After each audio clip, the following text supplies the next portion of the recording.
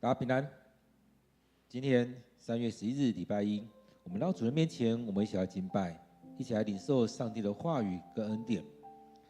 让我们来到主人面前，跟主说：“我深深渴慕你，渴慕你与我们同在，渴慕你的带领。”我们透过这首诗歌来到上帝的面前。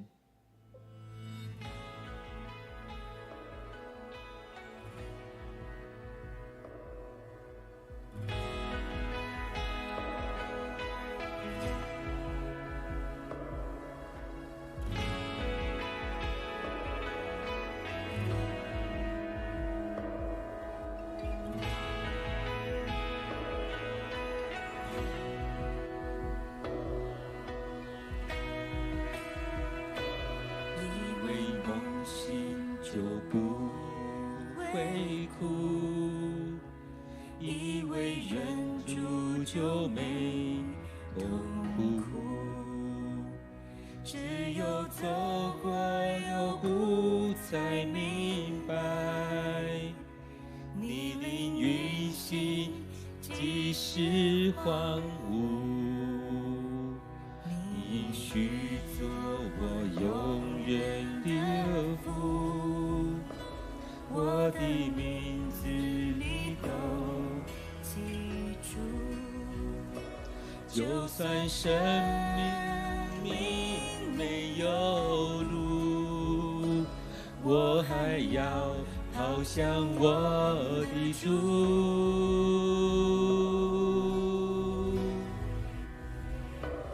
我渴慕，我深深渴慕，我一生能紧紧抓住主，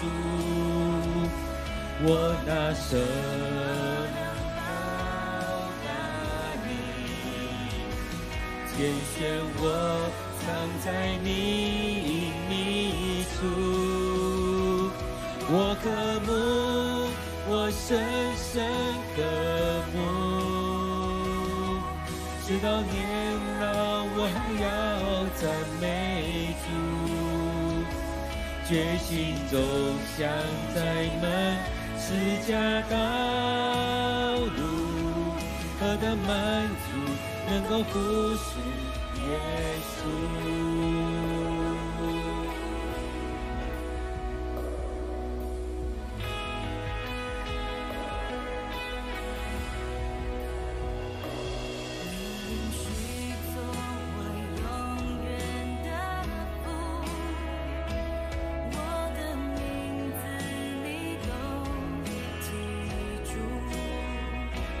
就算生命没有路，我还要跑向我的主。我渴慕，我深深渴慕，我一生能紧紧抓住主，我拿什么能帮拣选我藏在你隐秘处，我渴慕，我深深渴慕，直到年老我还要赞美主，决心走向在门十架道路，何等满足能够服侍耶稣。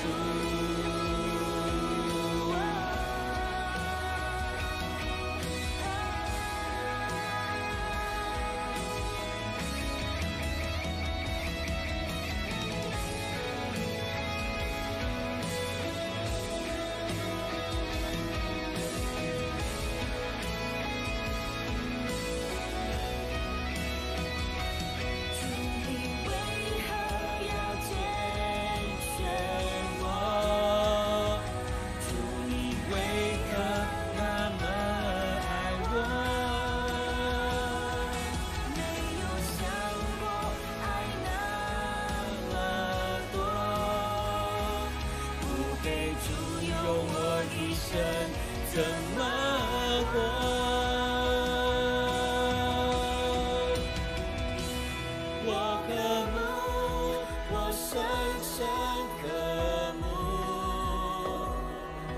一生能紧紧抓住主。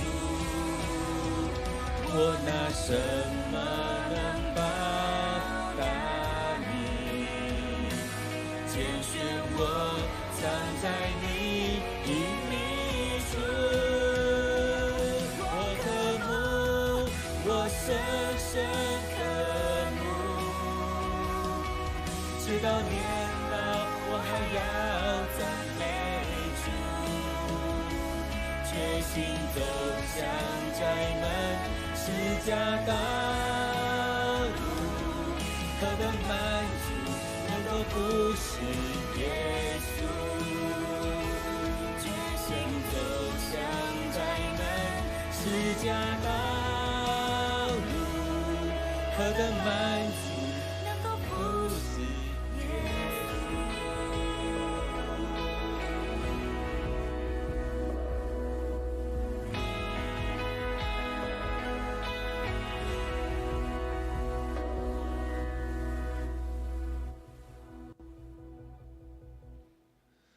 主，我们感谢你，我们渴慕你的同在，我们渴慕你的带领。主，我们来到你面前，愿主你就在我们当中来帮助我们，让我们更深的去经历到这美好的恩典、美好的祝福。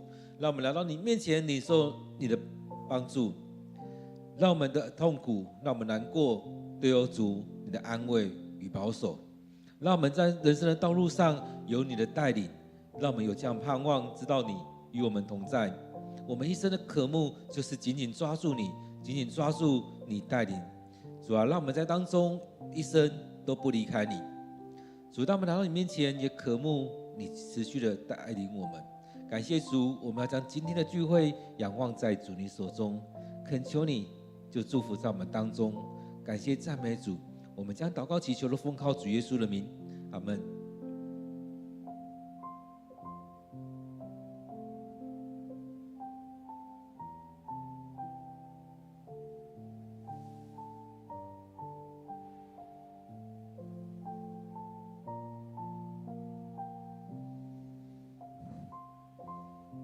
大家平安。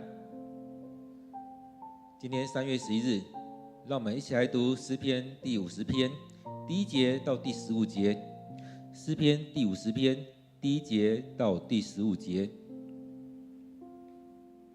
上主大能者上帝发言，从日出到日落之地发出呼唤，从最纯美壮丽的锡安城，上帝发射光辉。我们的上帝要来临，并非默默无声。他的前面有烈火，他的四周有暴风。他传唤天地作证人，我要审判自己的子民。他说：召集我忠贞的子民到我这里来，就是那些用生计跟我立约的人。诸天宣布上帝的公义，上帝自己是审判者。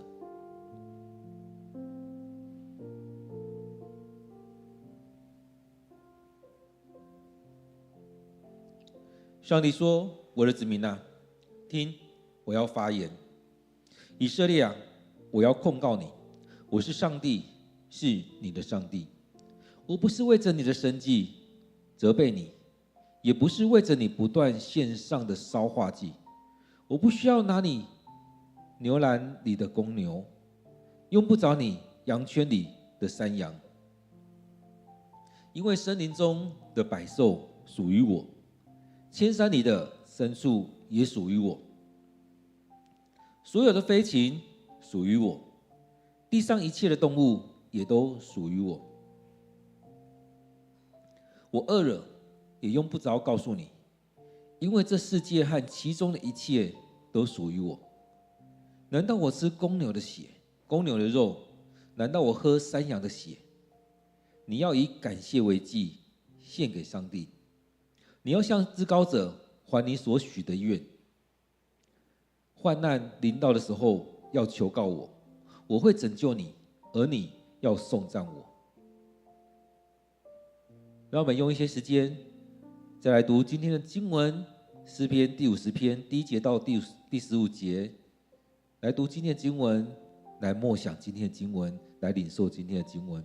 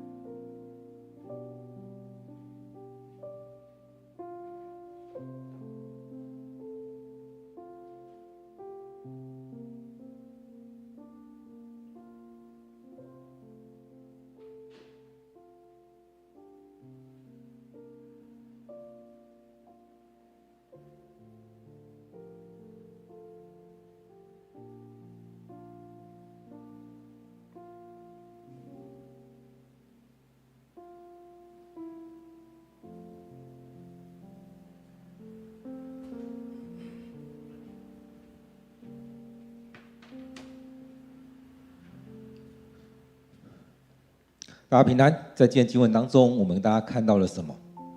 其实当我们这样在看的时候，也慢慢的让我们回到上帝面前。当上帝在呼唤我们的时候，我们要怎么样来回应？当上帝在提醒你的时候，你怎么样来看待这一些？当上帝说要在当中我们回到他面前的时候，我们是不是就回到他的面前来呢？第一节，上主大能者上帝发言，从日出到日落之地发出呼唤。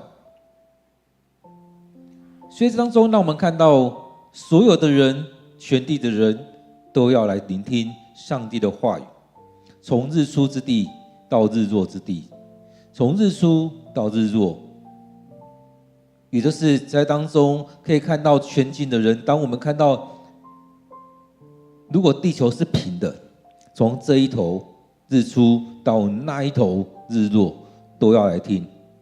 如果地球是圆的，所有太阳照到的地方的人都要来听。所以当时的人，他们眼光跟我们现在宇宙观是不一样，所以也是从头到尾，从西到东，从北到南，所有的人都要来聆听上帝的话语。当上帝要对我们说话的时候，当上帝要对你说话的时候，你有没有这样来聆听呢？所以上帝对我们发出呼唤，也就是对所有的人发出这样的呼唤。从最纯美壮丽的锡安城，上帝发射光辉。所以这当中，当我们看到上帝从他的城，从他的山，从上帝所在的那个地方，其实上帝也不止在这个地方而已。但是对我们来讲，我们还是需要一个定位点。定位在这个地方的时候，知道上帝的源头在这里，上帝从这地方来对大家来讲话。在以前的人会觉得约柜是上帝的同在，现在的时代我们知道圣灵时时与我们同在，不论在以色列在台湾都有上帝的同在，都有圣灵的同在，不是只有耶路撒冷而已。然而那个地方在圣经里面讲到说，耶路撒冷是上帝的城，锡安是上帝的山。所以从最纯美壮丽的锡安山，上帝发射光辉。所以对我们来讲，总是需要一个源头，从锡安城，从锡安山发出这样的光辉来到我们当中。所以人常常在找源头是从哪里来，我们要从那边来往那边来敬拜。所以不管是以色列人、犹太人，或者是回教的民族，他们会向他们的圣城、他们的圣地来朝拜、来敬拜。我们来讲也是一样，我们会向着上帝来敬拜。我们的上帝要来临，并非默默无声。其实我们看到对旧约的世代来看，他们认为上帝来必定是烈火、暴风，因为他们的经历是这样子，他们经历了这许多的事情。无论是摩西上圣山去遇见上帝的时候，去那边上帝赐给他石板，上面写了十诫。这当他们所经历的是，当上帝对人讲话的时候，就像闪电或打雷的声音。当以色列人他们要出埃及的时候，在旷野的时候，有云柱火柱来带领他们。然而耶稣也在提到说，当人子要再来的时候，不知道什么时刻，也如同小偷来临的时候，我们不知道，就默默的来了。所以这当中所带出来的不一样，上帝要明白让他的子民知道，我来了，我来了。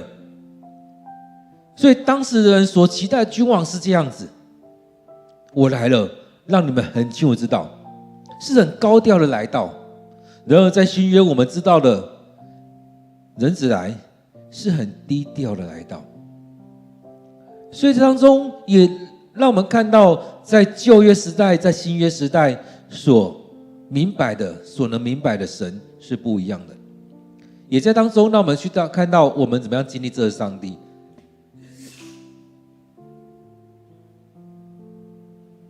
因此在这里面讲到说，我们的上帝要来临，并非默默无声，会让我们清楚知道上帝要来了，众人要敬畏。其实也就像以前的君王一样，当以前的君王来到的时候，势必是让大家知道，要闪避，要跪下。其实当我们在以前在看很多剧的时候，他们都这样演，要让大家回避，要让大家不要嬉笑，严肃来面对这件事情，要跪拜下来，不能偷看。所以不管是在中国或日本，在许多的皇室，泰国的皇室，以前的电影很多都这样演。不知道电影跟实际的是不是一样，但是让我们看到的是那时候的君王是要让大家知道，让大家回避。所以当中我们看到当时的人所经历的王国是这样子，我们这时代所有人看到是不同，但是也让我们去经历这一些，去看到上帝要怎么样来带领，我们要怎么样来预备上帝的来临。当上帝来了，他传唤天地做证人，为要审判自己的子民。所以当中让我们去看到天与地，在当中看见的，也就是看见了我们在当中的生活，我们在当中所做的一切。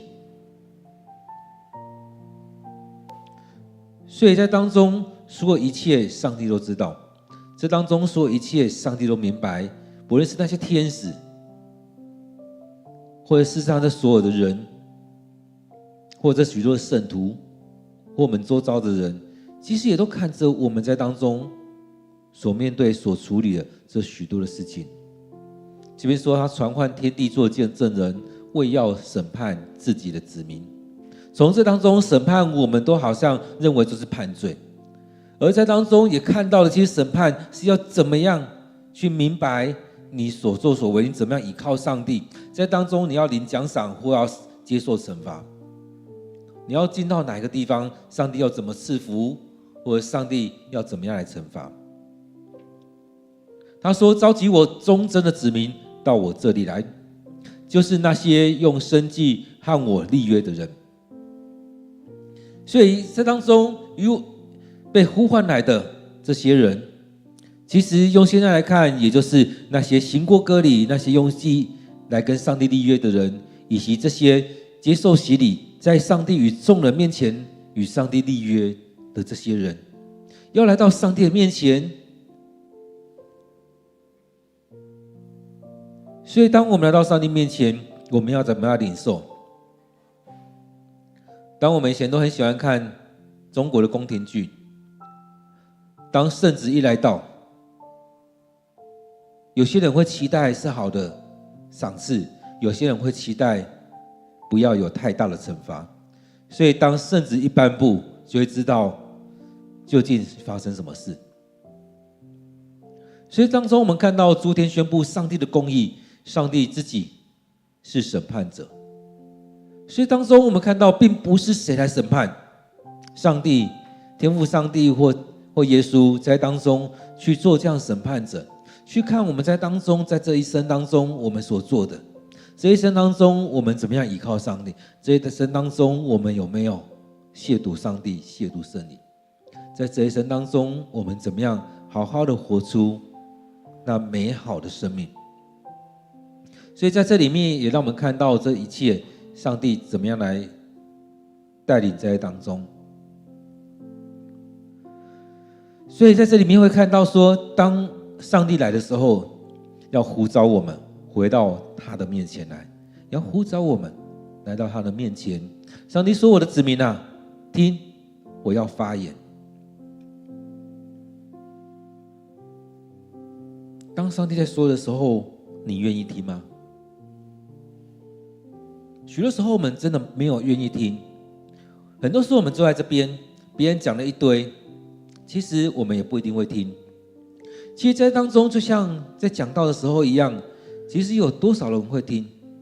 感谢主，我们教会有很多人很认真的在听讲道，但是我也知道很多人心不在焉。在我们传统的教会当中，会发现很多人其实来是做作的，所以当中，当我们愿意摆上，我们真的愿意预备好的时候，你会发现上帝在对你说话，你会发现所讲的这些对你有益。所以在这当中讲到说，上帝在讲我要说话了，我要说话了，你们仔细的听。所以就像军中一样，当长官不管是那些士官或军官要讲话的时候，带队的人都会整队。那整队的过程就是让这些军人们预备好要听了。所以以前都会看那些军教片，就会看到那些士官他们在集合的时候，就会让士兵们稍息立正，稍息立正，整队到某一个程度的时候才交出去，然后让他们连长或营长来说话。所以当中也帮助我们可能心不在焉，但透过这样的整理过程当中，让我们回来，让我们仔细的听前面的人在说什么。所以这边也在讲说，我的子民啊，听，我要发言，我要说话了，注意听，注意听。所以以前在当兵的时候也会喊注意，就是要讲话了，你要注意来听。他说：以色列啊，我要控告你，我是上帝，是你的上帝。所以我跟你是有关系的哦，我不是路过而有，以色列我不是路过而有，我是上帝，而且是你的上帝。在当中我们看很多时候我们的生命就是这样子，好像没有关系，但是我们需要进到那个关系里面去。以色列啊，我要控告你，我是上帝，是你的上帝。你有没有尊我为你的上帝？你有没有好好的在当中去聆听，将来敬拜我？你有没有预备好来到上帝面前，来到我面前，真实的来敬拜？所以在当中也让我们真的去思想，我们的生命要走向哪个层面。在当中上帝在说，我不是为着你奉献多少，我不是爱那些东西。其实对我来讲也是一样，我会觉得并不是在计较你多或少，而是在于你的心，你怎么样来敬畏上帝。当你的生命没有被上帝触摸着，你没有降服在上帝面前，你所献上这些东西，上帝不尽然会接受。就像以前献祭一样，拿了很多的牛羊的肉，拿了很多的脂肪，在那边可能烧不起来。但是上帝所喜悦的人，那先知们，即使他们只是在祭坛上浇了很多桶的水，一样烧得很艳。所以当中我们看到你所献上的是不是上帝所喜悦的？这边讲到说，我不是为着你的生计责备你，也不是为着你不断献上的烧化祭。其实在当中也让我们回来反思我们自己，当我们在面对这些的时候，我们是怎么样？上帝是不是也在跟你说，不是为着你的聚会，不是为着你的奉献，不是为着你的服事，你所做的这些，做得多做得少，不是为了这些。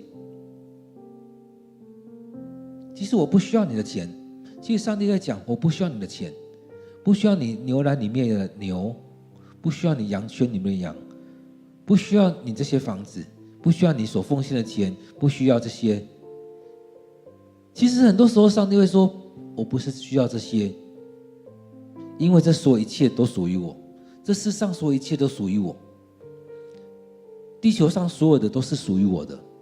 房子的这些材料，金银铜铁都是属于我，千山里的牲畜也属于我，百兽属于我，飞禽属于我，动物都属于我。所以我们看得到一切都是上帝所赐福的，都是属于上帝的。就像我们在看创世纪的时候，上帝创造的这一切，让人参与在当中，让人来管理。虽然上帝透过摩西要我们献祭，但是他还讲的上帝不是贪爱这一些，上帝不是贪爱这一些，上帝是透过这当中，让我们回到上帝面前，让我们去做一些事情，回到上帝面前。就像我们现在很多的原始宗教，很多的民间宗教都是一样，好像没有做什么不行。当在告别式、在丧礼的时候，一定要做很多事情，做才会觉得好像为他做了一些，好像没有做这些亏欠的，好像没有在办丧礼的一样。也像那婚礼一样，没有这些求婚啊，没有这些婚礼，没有办桌，没有送喜饼，没有喜帖，没有照相，好像不是在办婚礼。其实在这样忙碌过程当中，有人会觉得这个过程里面是一个回忆，是在预备婚礼的一些回忆，共同的回忆。但有人花了几亿、几千万、几亿在办这些婚礼，但他们没有好好的去经营他们的婚姻。所以其实很多时候，当我们在读经的时候，都在提醒我回来，回到真实的本质里面来，不是只是在做那些好看的而已。这些婚礼你可以去看，每个世代的婚礼都不一样，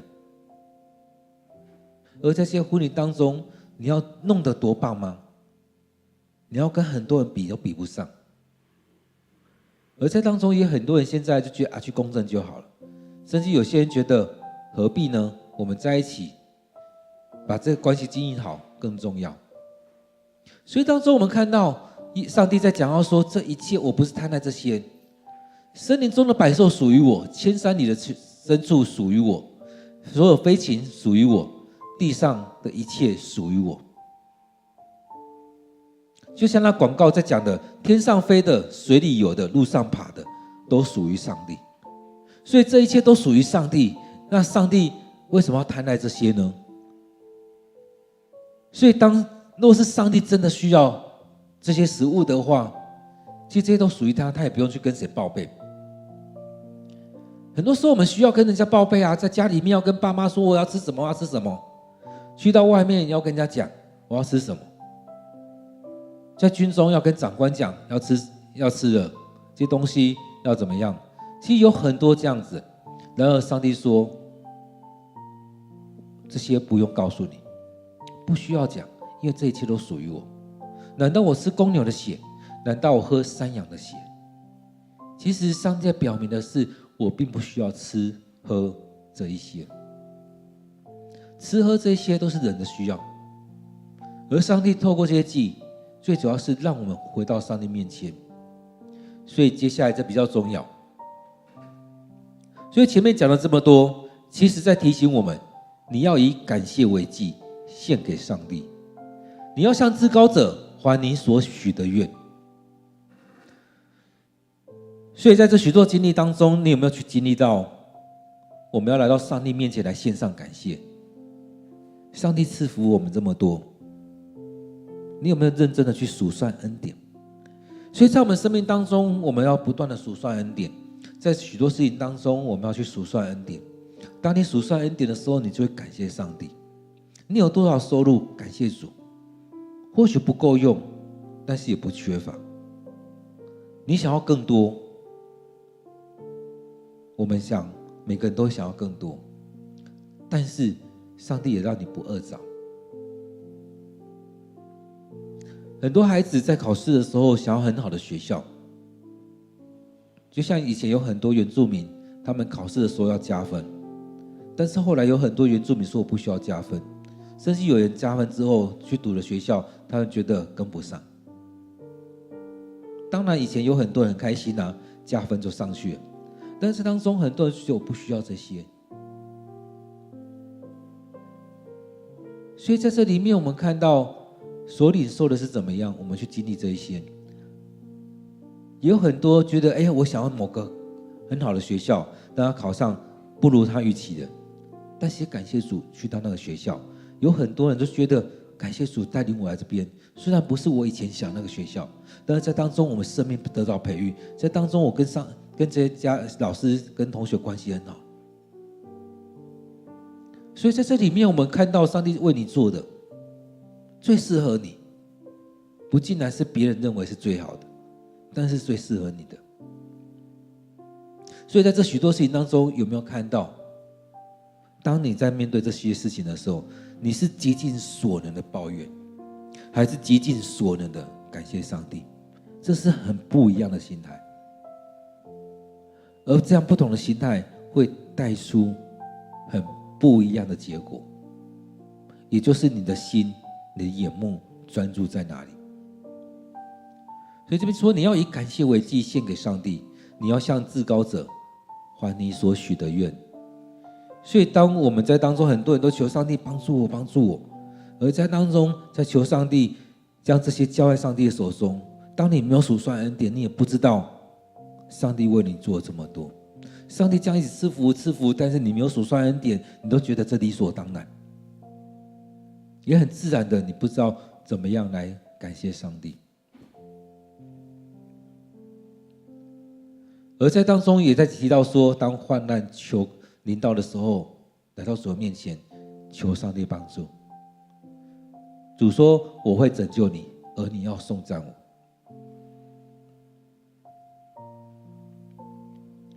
所以在这当中，让我们看到，其实在基督宗教里面，这个信仰跟其他宗教就很不一样。所以在这里面，上帝也在说，其实我并不需要这些，而是人需要。当你得着这么多，你有没有感谢上帝？你有没有回到上帝面前？当你遇到患难的时候，我真实会帮助你。各位弟兄姐妹，当我们在读这样的经文当中，也让我们去经历这一些。当我们在读经的时候，有没有可能跟上帝求说，让我去经历你的恩典、你的带领，让我真实的去经历这许多恩典，去经历你。这十几年来，我们的弟兄姐妹有时候也会回想说，以前我们教会去参加经历神营会，真实的去经历的。而在当中，我们生命不单单只是在经历神营会去经历神，而是我们的生命里面，我们要每天来到主人面前，真实的去经历神。所以以感谢为祭献给上帝，向至高者还我们所许的愿。也在患难临到的时候求告上帝，上帝会出手帮助你。而当我们经历这些的时候，要向上帝来还我们所许的愿，也来颂赞上帝。各位弟兄姐妹，让我们有点时间回到上帝面前，来默想今天的经文，将这些都交在上帝的手中。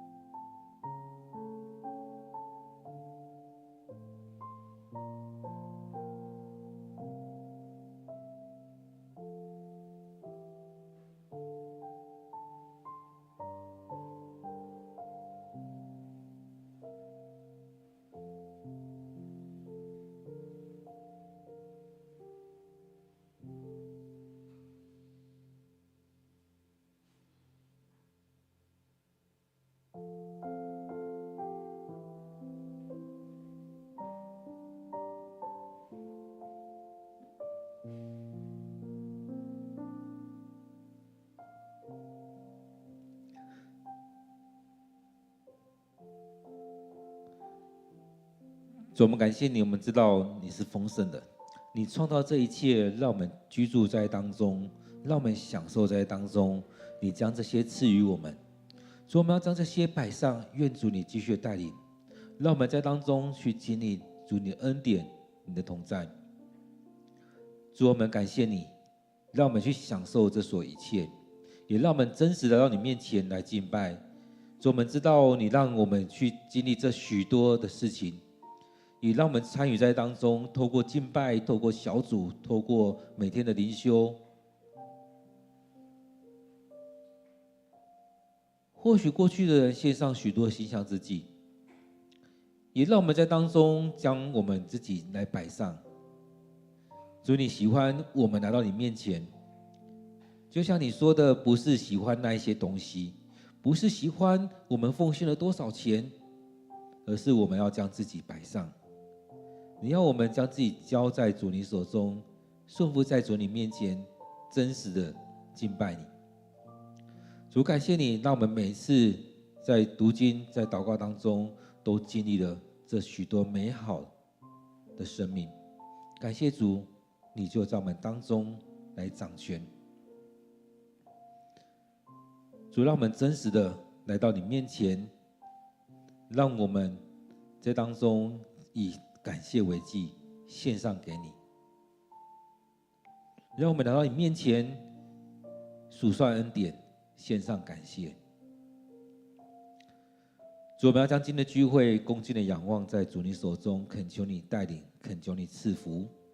愿你就与我们同在，愿你就在我们当中。感谢赞美你，愿你悦纳我们所摆上的。我们将祷告祈求都奉靠主耶稣的名，阿们。